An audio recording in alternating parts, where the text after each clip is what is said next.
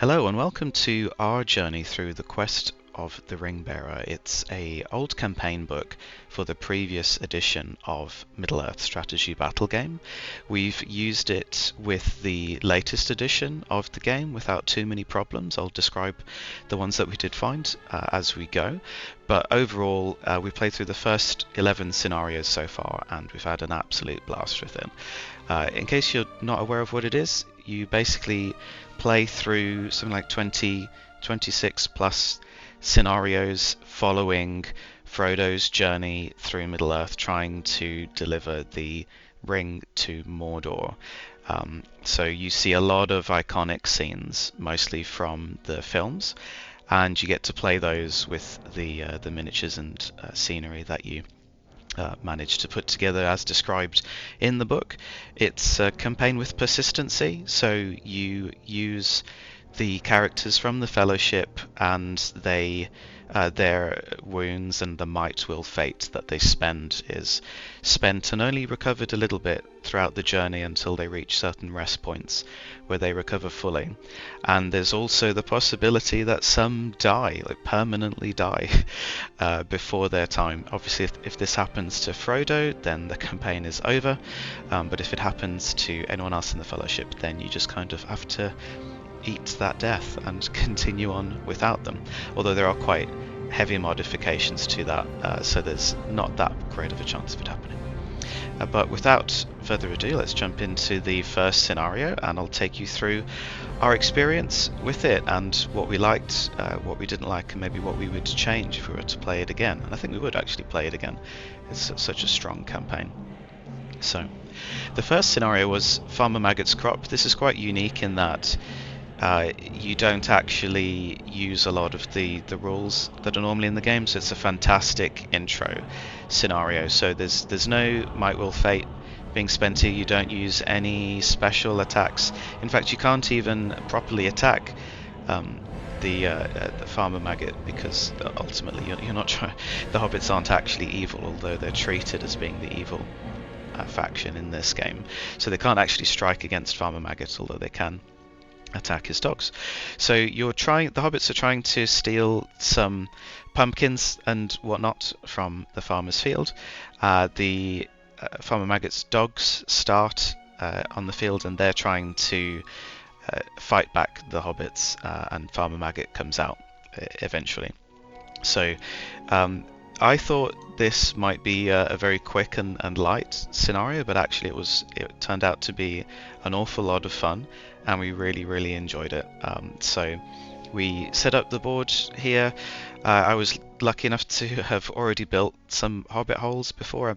I made one for fun a long time ago, and then I built another two with my two young boys, which was awesome, and we got to use them here in this scenario.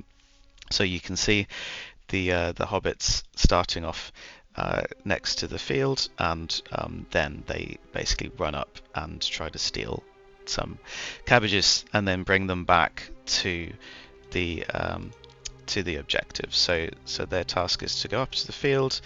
If they end their turn in the field, then they get an objective token, and then they need to run back to the objective, the stash rather, and then they drop it off. And they need to do that 5 times to win.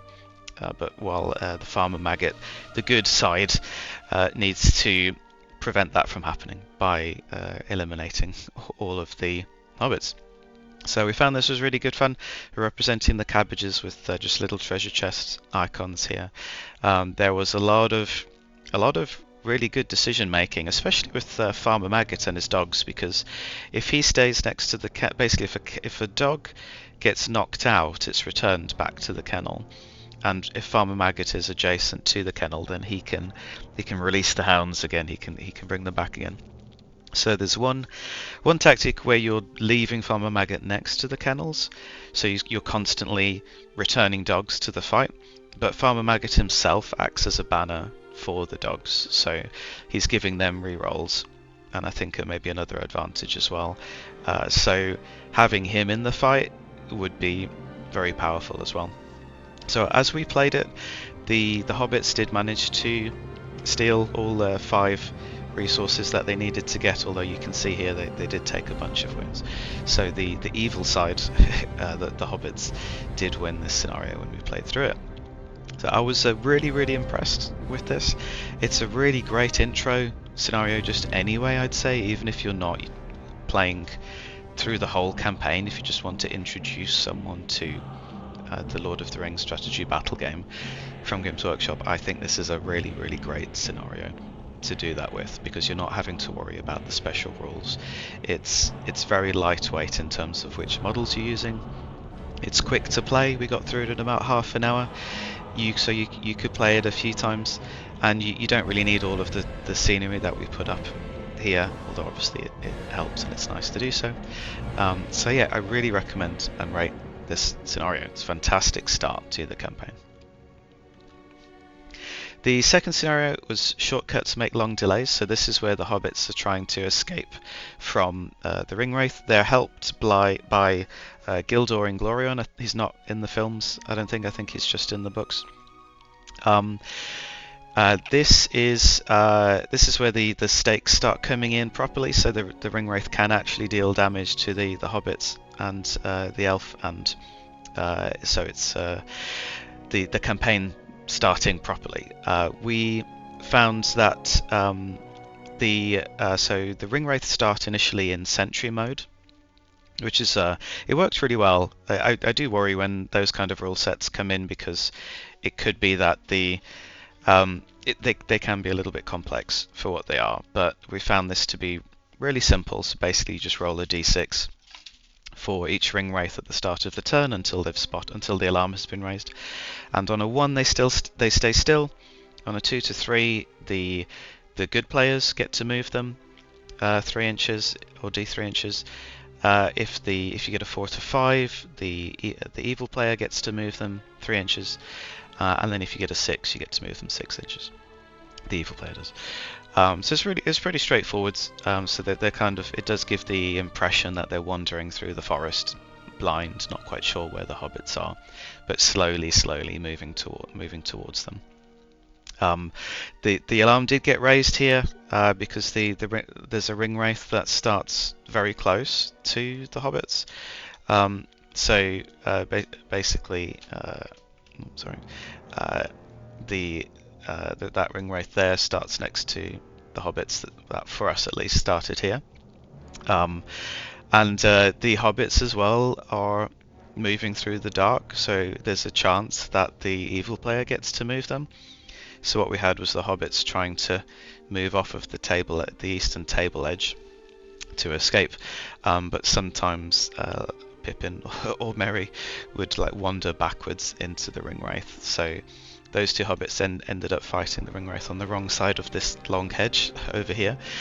But I think all you needed to do was get Frodo off the table edge of the eastern one over there, which we managed to do because Gildor came in and did some fighting with the Ringwraith. So that did end in a hobbit victory.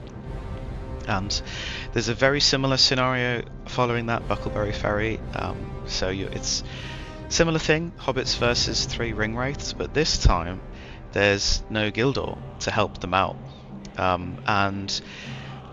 This was much harder for us, I thought initially, because you've got you basically have to break through the line of the 3 Ringwraiths that start off in the middle, and you have to try and get to the ferry over here. So it's a much tougher route for the hobbits to get through, and they don't have their buddy to help them. So I thought this was possibly going to be an evil victory, but how the dice worked out, basically the Ringwraiths just kept rolling really badly in their searching, so they're still doing the sentry rule, and they just couldn't find them. I kept them always 6 inches away from any Ringwraith, so just over 6 inches. So even if the Ringwraith rolled a 6, actually if they did roll a 6, they would have been able to move 6 and then get within 3 to spot them, and that's how the alarm is raised. But the closest one never rolled a 6. In fact, I don't think any of them rolled a 6. they rolled a bunch of 1s and 2 to 3s, so they kind of wandered off into the forest a little bit, and the hobbits manage to get on the ferry and escape. So it's a little bit anticlimactic. I think that should have been a much tougher scenario, but just the way the dice rolled for us, it didn't end up being like that. The Old Forest was a very quirky one. It's there are no enemy models, but basically all of the trees are waking up and fighting the hobbits. So the hobbits need to basically get across the board, and every turn D6 trees activate and move D6 inches. So the trees are basically harassing them all the way through.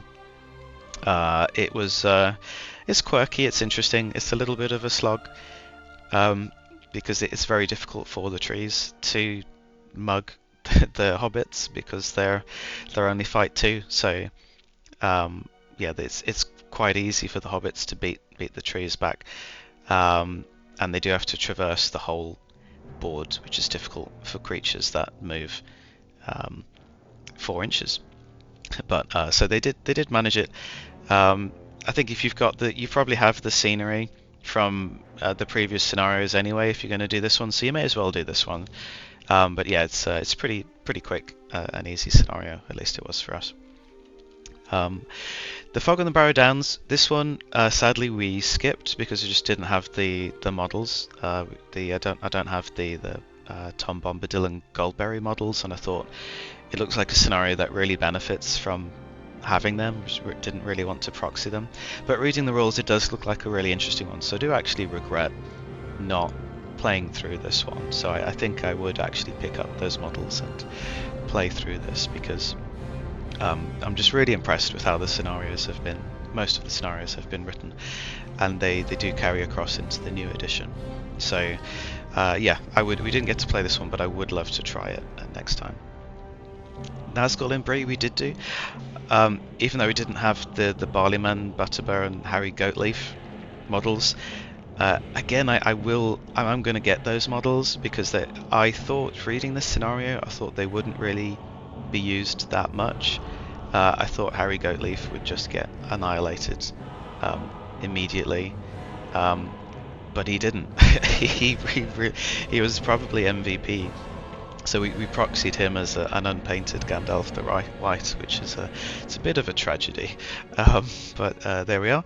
So he basically starts right next to the gate, which would have been here, and his role is basically to be a bit of a road bump, quite literally in the films, for the ring wraiths that are storming in. And the ring wraiths, they don't know exactly where the fellowship are. They start in the inn, and then they need to kind of creep away and get out of the board. They are mounted this time, but they need to get within I think it's 12 inches and have line of sight on the fellowship in order to raise the alarm. Otherwise you need to roll for them to see who gets to move them. So there is a little bit of cat and mouse. It felt, the way this scenario deploys you, it feels a bit all or nothing, just because they come in basically directly in front of where the fellowship are, and there's just a single wall stopping them. So it kind of comes down to priority, whether the fellowship can get away from the wall before the ringwraiths see them immediately.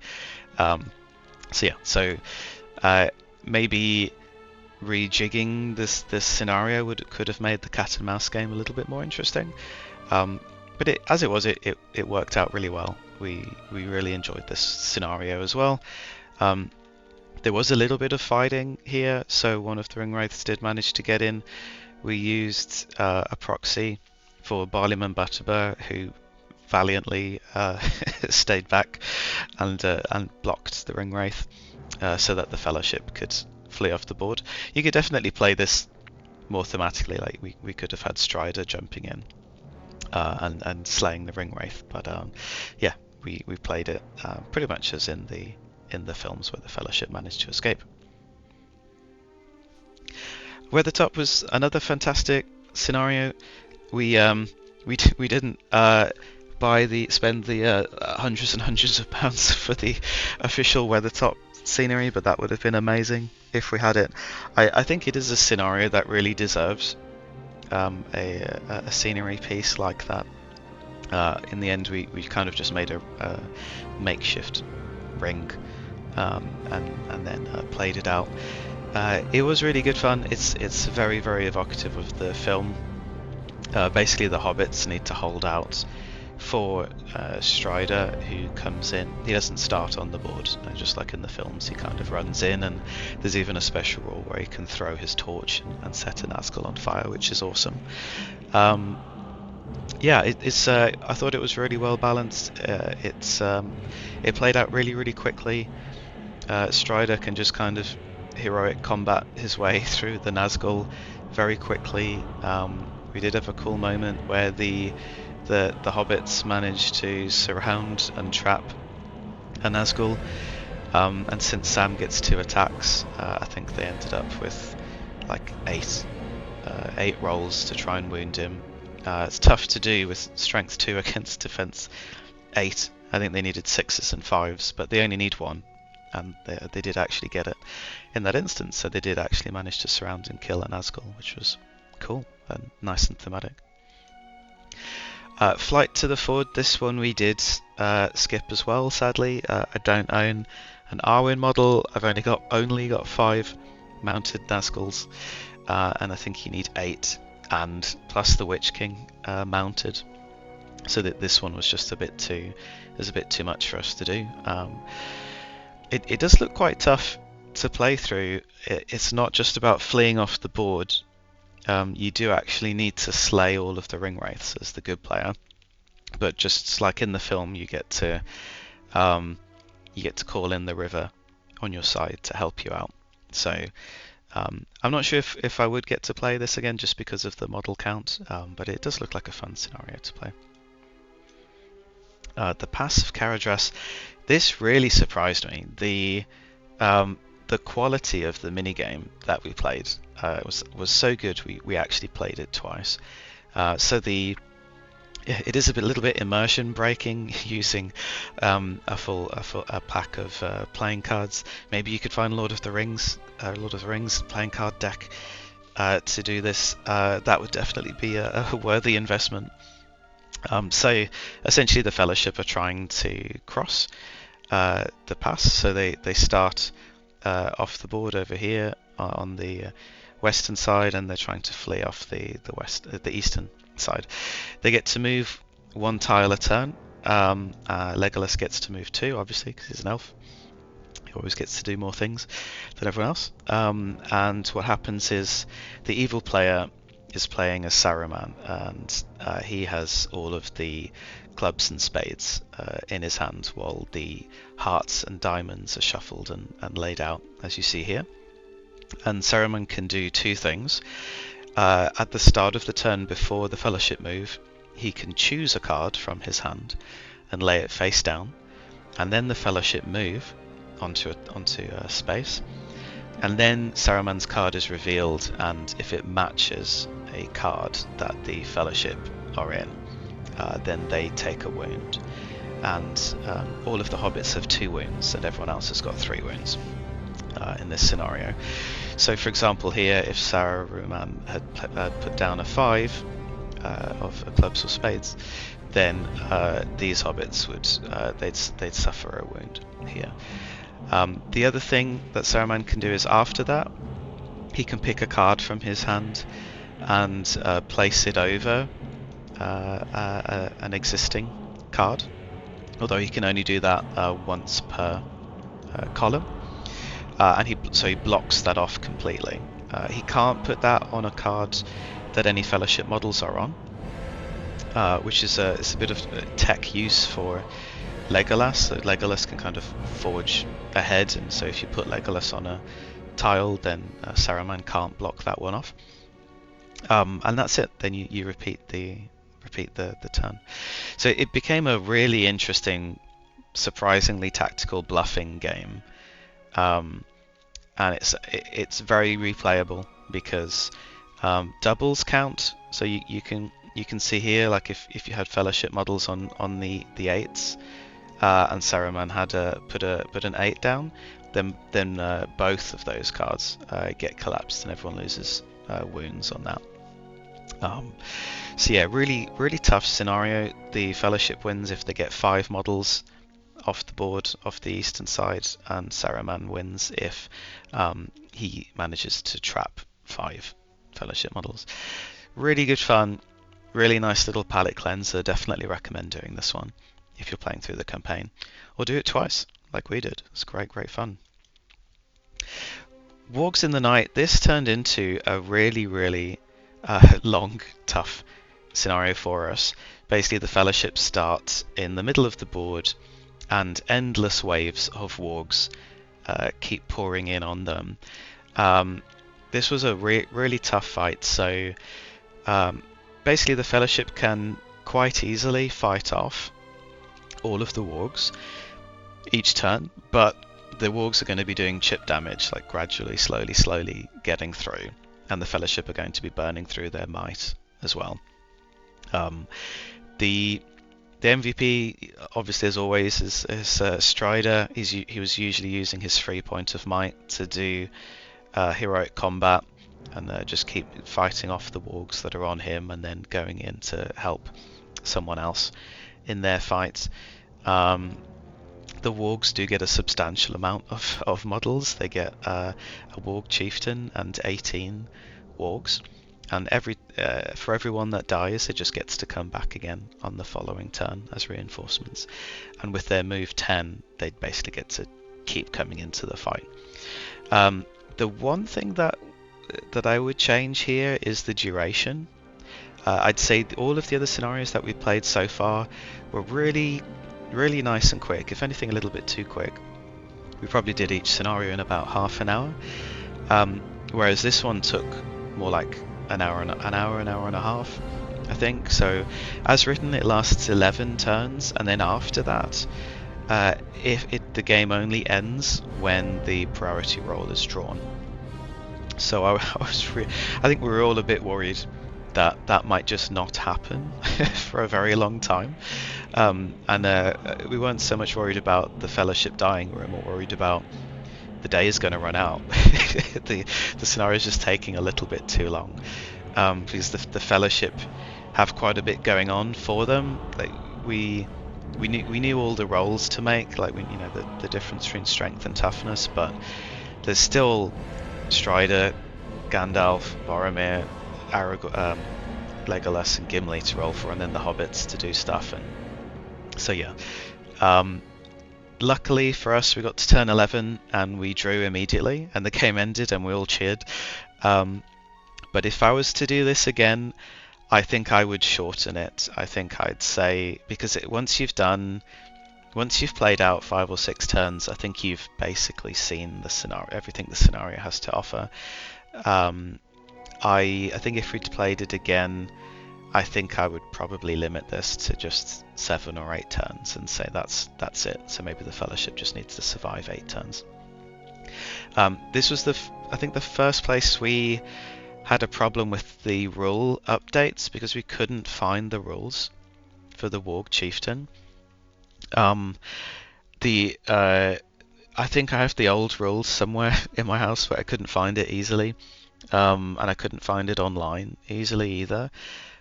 So one thing I would say, if you're playing through this campaign and you're using the new rule set, make sure you have the old rules for the Warg Chieftain, or maybe they have updated him. I just couldn't find him. But yeah, I think we used the rule set for the White Warg, I think it is, instead, from The Hobbit, which felt roughly equivalent, but I don't know. But yeah, he's find the rules for him, basically, if you're going to play this scenario, which I would recommend. Sam did die, well, kind of, in this scenario, so he was knocked out, and we rolled a 1 for him on the chart, which reads as they're dead. That's it, game over. We thought, oh boy, is that the end of the campaign already? Pretty much, because you can't let Sam die. I mean, he's literally carrying Frodo in the latter scenarios. But then I read more of the rules and saw that you get to add +1 to this roll if the good side won. the scenario, which they did. So luckily for Sam, this one turned into a 2, so he didn't die, which was nice because that would have been an end to our scenario. The last one that we played was the Gates of Moria. So this is where the Watcher in the Water basically tries to snatch Frodo and drag him in to the depths, while the Fellowship are trying to get into the mines. This one was, I'd say, was a little bit of a letdown actually, both in terms of me modelling the scene, as you can see by me not having factored in the actual water space, which was a bit of a shame. So I had to hodgepodge a river and a bag, I think, to look like water. Which was a shame. I think the scenario really deserves for some water appearing in here, and we just could not figure out how the scenario rules were supposed to be balanced. Possibly this is due to the new Watcher's rules. I need to check how he was written in the old rules, but as the scenario is written, basically he cannot catch Frodo. So the Watcher starts within 6 inches of the corner edge, and Frodo starts just on the edge of the water. And I think in water the Watcher moves 8, but then his grapple attack only has a 6-inch range, so he can't actually catch. He does get to start first by default. The evil player gets to go first, so there's no roll for that. But then after that, if the goodies get priority, they get to run away, and if they don't, they get to call a heroic move and run away. And there's nothing the Watcher can do about that. So we played it so that the Watcher just starts further ahead, and that Frodo couldn't do a heroic move when he won priority. So basically Frodo got caught. We just played it as that. But then it's really easy to kill Frodo. So I'm just not sure. I'm not sure how this was supposed to play out. I suspect the Watcher was different in the previous edition. So how we fixed it was the Watcher started further ahead and he randomized his attacks, because he does get d6 shooting attacks, even if he is in combat, and if he hits a model, then he drags that model into combat, which I love. But he does still have d6 attacks in combat, so it's very easy for him to kill the hobbits that start closer to him. Maybe so if the previous edition of the Watcher doesn't fix this, I think maybe if his grapple range was 12 inches, I think that might have fixed the initial scenario, and so that you can't just meta kill Frodo, because he doesn't really care about Frodo or the One Ring. I don't think he's a mindless beast slaying people. I'm sure Lord of the Rings fans are gonna correct me there. I don't know. But yeah, we randomized the attacks, so when the Fellowship did come in and start fighting him, he didn't use his d6 attacks on Frodo. He just split them pretty much evenly against the Fellowship. And there are cool rules here where if the Fellowship, so the Watcher can't die, he just gets pushed back d6 inches. So as the rules are written, it is supposed to play out like it does in the films. But as soon as you get out of the water, the Watcher he's just dead in the water. Like he can't catch them because he's only moving like 4 inches, and he has d6 in 6-inch attack range. So maybe the water needs to be like in the films, like a little bit more closer to the door.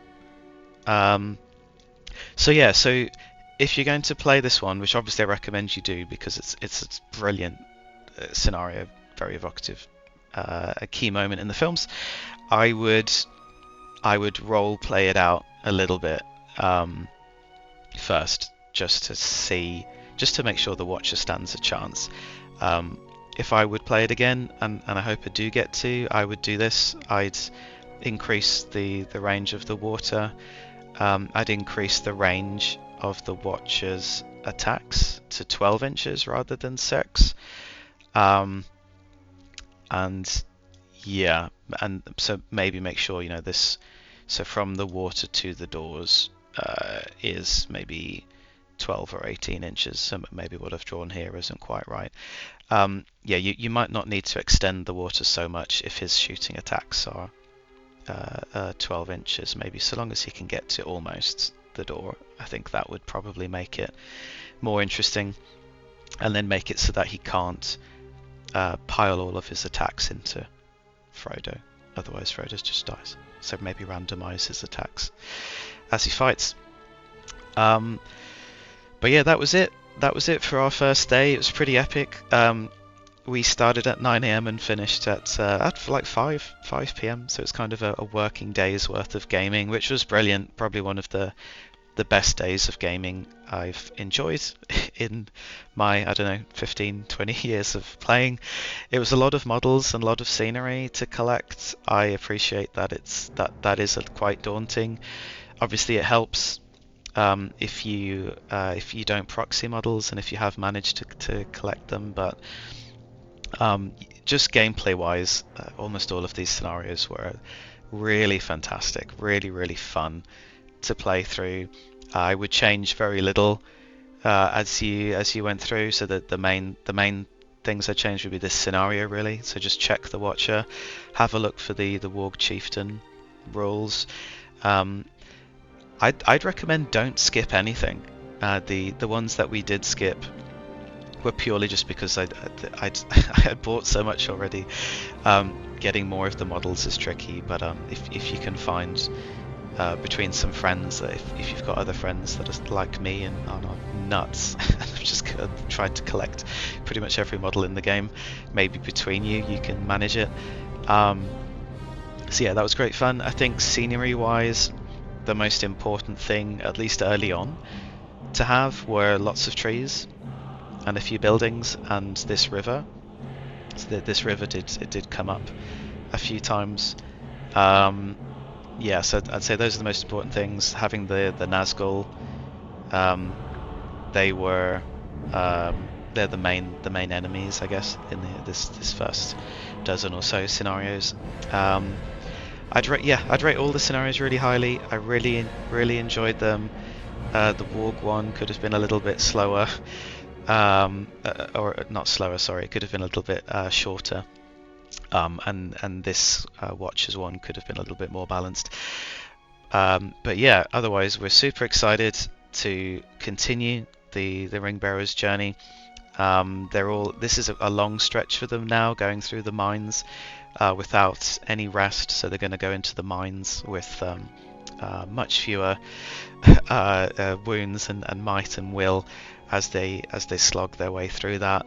I'm very excited to do that. We've got most of the minis. We just need to build up the scenery for it, and then we'll do part 2 of the adventure, and I'll record another video just like this for it.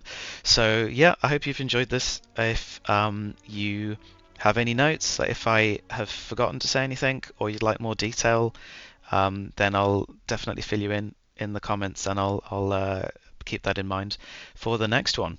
So thank you very much for watching, and we'll see you next time.